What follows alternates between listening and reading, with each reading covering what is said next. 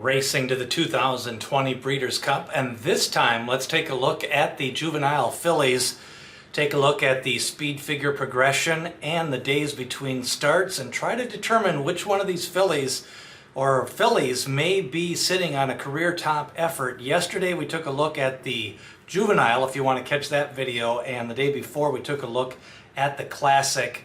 And again, with the Juvenile horses, you'll see larger fluctuations in their speed figures, especially in that second and third start. A lot of times that third start is really the determining factor if they're going to become a stakes level or stakes class level filly or colt.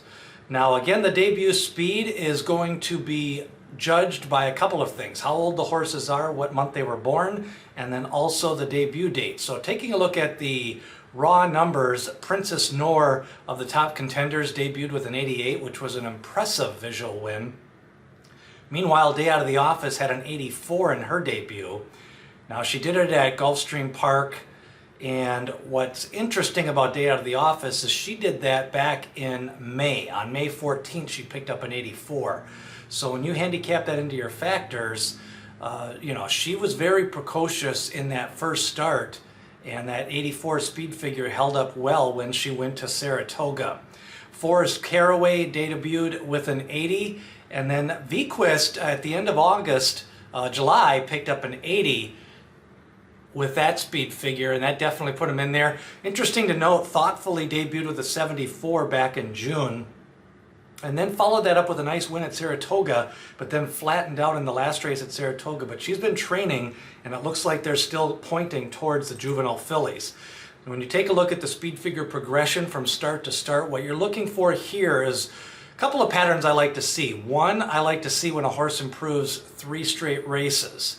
And Dayoutoftheoffice is sitting on a pattern like that right now, an 84 to a 91 to a 97. I also like when you match up or pair a couple of numbers within back-to-back starts. So a horse sitting on there is like Lady Lily, 78, 80, 82. She could jump forward with a bigger effort here in the Breeders' Cup Fillies. And then a horse like Thoughtfully, again, she kind of regressed in that last race, but still off a bad effort picked up an 82. It's possible she could move up to like a 90 speed figure.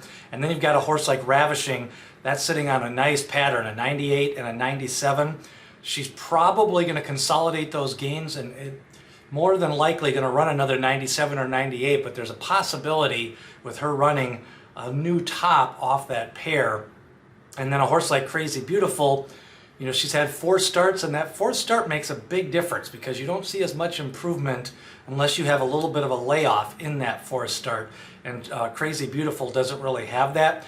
Girl Daddy, interestingly enough, went from an 83 to a 94 in her second career start. So she's going to be interesting because she's had a long layoff to get ready and prep for the Breeders' Cup after that big win. It's possible Girl Daddy could have an improvement in her. Now, I'm a little concerned with that stride of her. She's got a little bit of a paddle, but we'll see as she enters the Juvenile Fillies.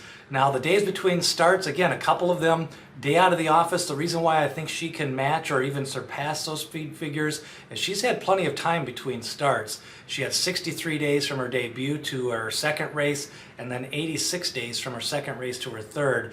Now she's going to have to compact a little bit in there, and then Thoughtfully again. Now maybe she's the other way. She had a lot of time between her first 2 starts. She gets less time this time, but does go second time going a route.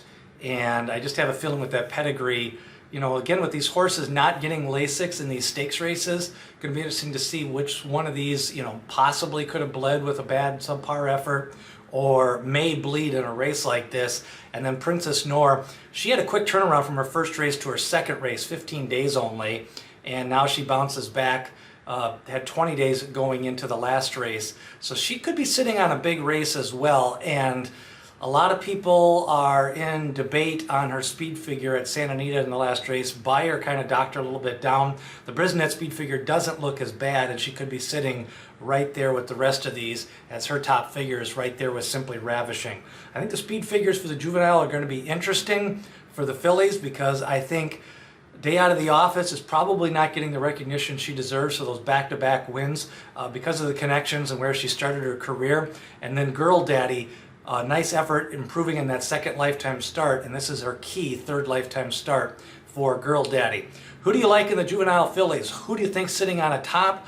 Leave a comment below, hit subscribe, ring that bell for notifications, and remember, share this video with all your horse racing friends as we get you ready for the 2020 Breeders' Cup.